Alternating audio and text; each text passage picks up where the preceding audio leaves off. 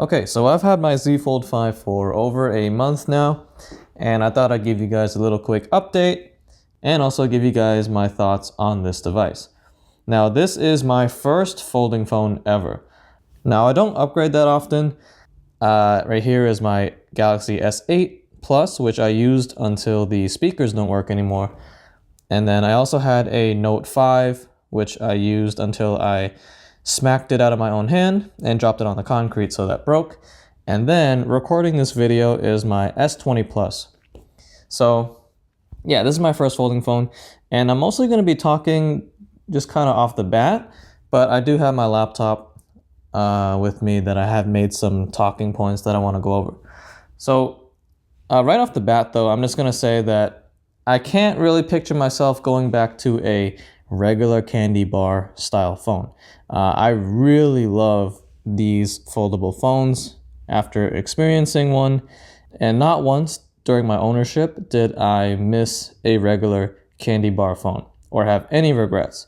I absolutely love this phone. And over this past month, it has held up great. Here is my phone.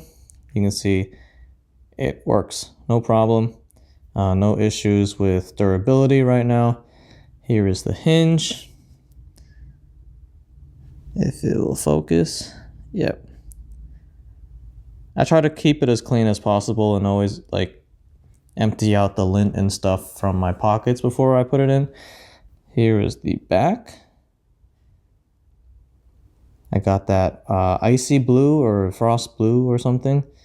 It's a really nice bluish kind of purple tint color. And yeah, so I purchased a $25 or $20 something phone case. But this is from Ringkey. I believe that's how you pronounce it. It's a very slim, clear case. There's no hinge cover, which I didn't really care about. And yes, it also comes with this front piece, which I used for a while. But now this is going to be kind of weird, I guess, to some people. But I'm actually kind of rocking this with only the back case on. And the main thing is, when you use this phone caseless, it gets really slippery, but also what's annoying is that these cameras are protruding. So the main thing is I just wanted a case at the back. So now when I'm putting it on a table, it doesn't scratch the camera lenses, and it also lays flat.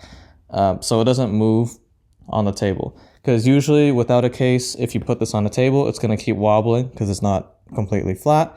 But now with this case, at least it kind of makes it flat. And I found when I was using the front cover that dust kept getting all under the corners here, because every time you put it in the pocket, dust is getting around, and it kind of got really annoying trying to clean it. So at this point, I'm using no front case, but with a back case. Yeah, I also purchased Samsung Care Plus, and this is the first time I've purchased insurance for any phone, because as you know, with a folding phone, a device this expensive, I want to at least protect it, right? I know people usually don't do insurance or whatever, but I feel like for a folding phone, you kind of should get insurance, and I got it here just in case. It's $11 a month, so it's not terrible, and at least it covers any kind of accidental damage. So if I drop this, at least, you know, I can get that fixed or whatever. So battery has actually been really great so far. There's nothing wrong with the battery. I haven't had any battery drain issues.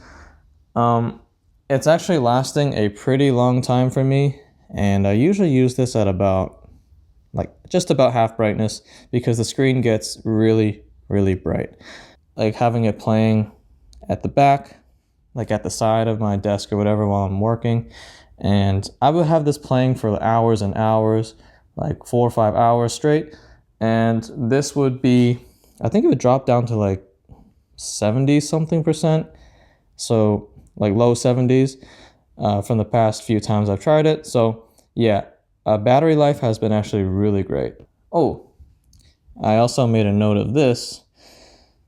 So if you guys didn't know, these phones have the battery protection option, where you can limit the battery charge, so it only charges to 85%, as you can see there. And what I did was I had this turn on automatically during the night, but only right before I wake up for work. So, because, having the battery at 100% the whole night is not great for the battery. So what I did was, in modes and routines, I set a battery mode which turns on 7 p.m. to 4:20 a.m. the next day. I wake up for work at around 5 o'clock. So this will stay charged at 85% all the way until 4:20 a.m. And then before I wake up, it will charge the rest of the way to 100% so that I get the full 100% charge for the next day. So yeah, if you guys are interested, you can try this out and it'll help prolong the battery. You probably don't need to do this, but it's just, I love babying my products and stuff and try to keep it as long as possible. So yeah, I kind of do this to prolong the battery life, hopefully. Okay, next thing I want to talk about is the Crease. Now, the Crease is not bad at all. Obviously, this is a thing that I was looking into before purchasing a folding phone. You can see during the glare, you can definitely see the crease, but the crease is not bothersome at all. You're focusing on the stuff, on the content, obviously. You're looking at the stuff on the screen and not the crease. And you honestly don't even notice it. However, I will say that the crease is more noticeable now than when I first bought it, because when you first buy this Z Fold 5, it comes in the package opened. So I think because it's been laying flat for so long out of the factory, the crease hasn't really developed yet. But now that I've been using it, the crease is more noticeable. But as you can see, when you're watching content or anything, you do not notice that crease. So the crease is no problem. If you're doing stuff like this, for example, you're just watching content whenever browsing, your fingers don't go over the crease, obviously, so you don't even notice it. But if you're watching content like this and you're scrolling, your finger obviously goes over the crease, and that's when you feel it the most, and that's when you can obviously notice, oh yeah, there's a crease there, and you are using a folding phone and not a tablet.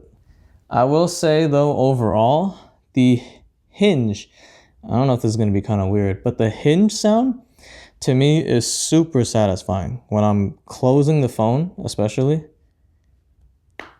it's so satisfying to me. I love closing this phone. Opening it, it doesn't really do anything. It's just kind of whatever. But closing it is my favorite part. It sounds so nice. There's that snap to it. Yeah, a little bit weird, but something that I really like. Next thing I want to talk about is the camera. So the camera is also really, really good. I heard people say that the camera is not, their flagship camera, or it's not the greatest camera that they offer. I think that goes to the S23 Ultra. But to me, I'm not really a big picture kind of person. These pictures still look amazing to me. And also, everyone that has seen pictures that I've taken on this phone has only ever said that they look amazing. I've never had people say that the cameras or pictures I'm taking with this phone look bad. Yeah, I'll have examples of pictures directly on the screen, but pictures that I've taken with this phone have been excellent, and I don't really have anything to complain about at all. If you're a professional photographer or whatever, then you might find that it's a little bit artificial looking, maybe. A little bit processed with that Samsung camera thing. But overall, cameras on these are excellent.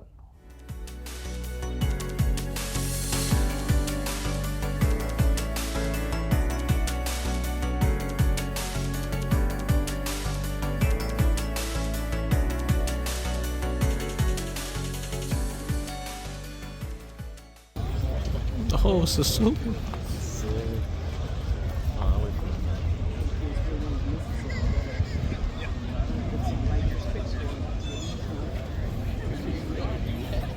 This is a wingless. Yeah. This looks like really soft. I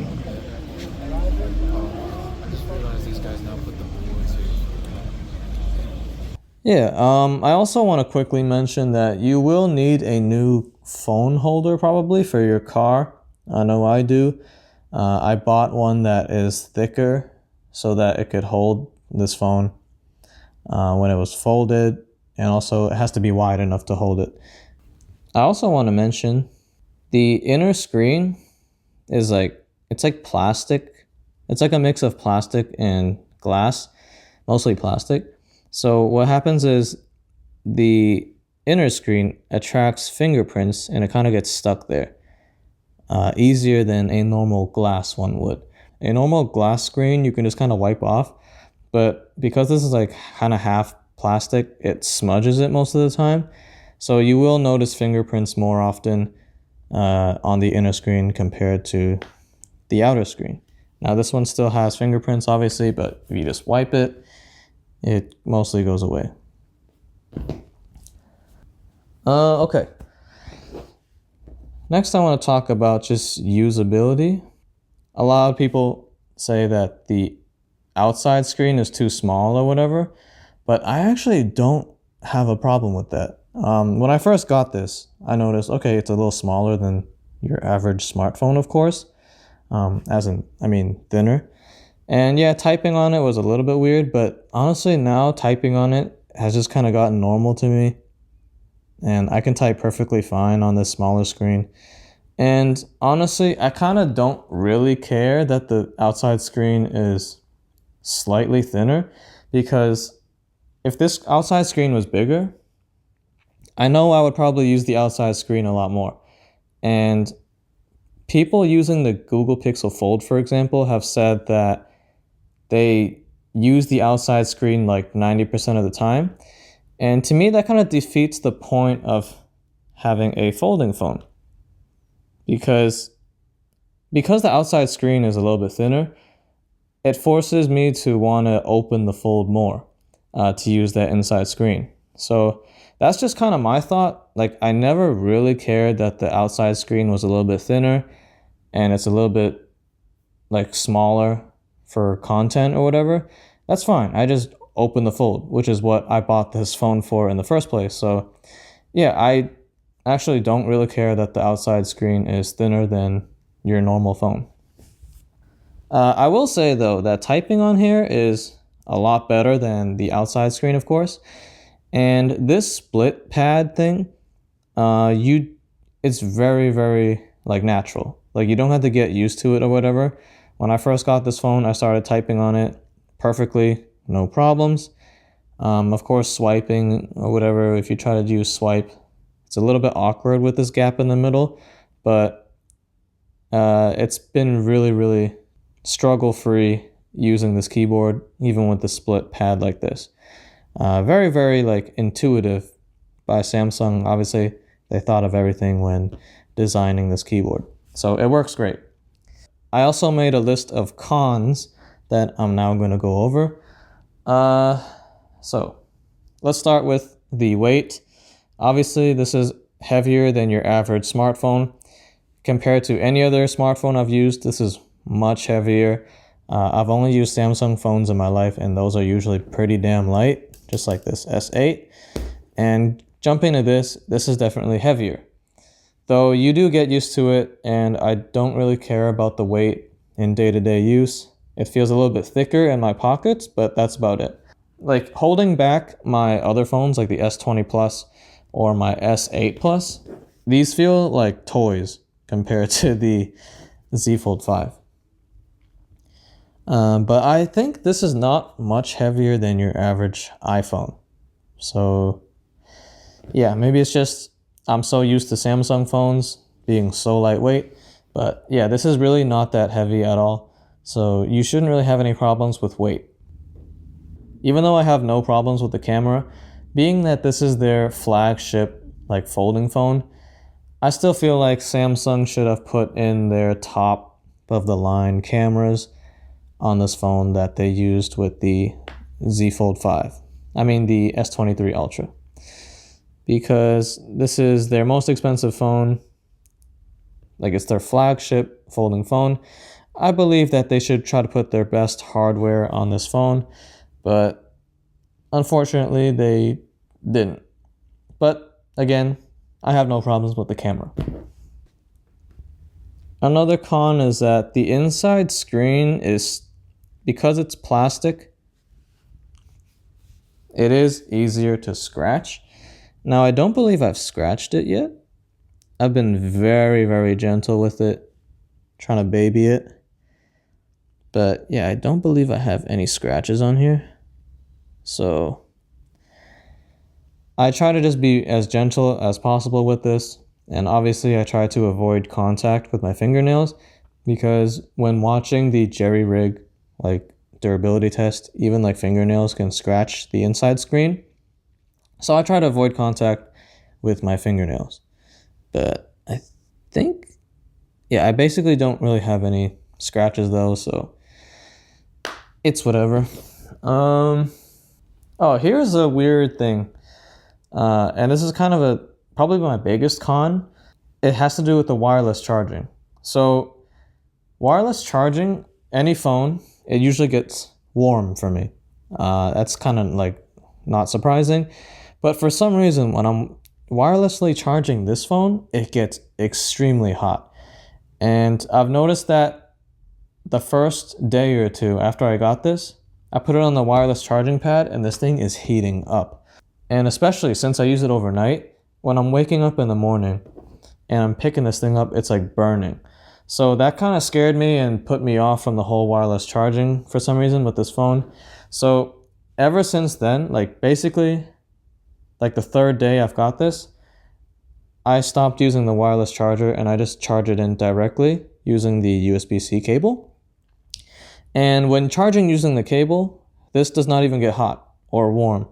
It's, yeah, I don't know why. For some reason with my phone, specifically when using wireless charging, it gets abnormally hot. So I just decided to use the charging cable and it's been working fine. But that is a big thing to note for me. What else? I also put that, yeah, this doesn't really have anything to do with the phone itself, but kind of just the whole, like, Samsung provides nothing when you buy this phone.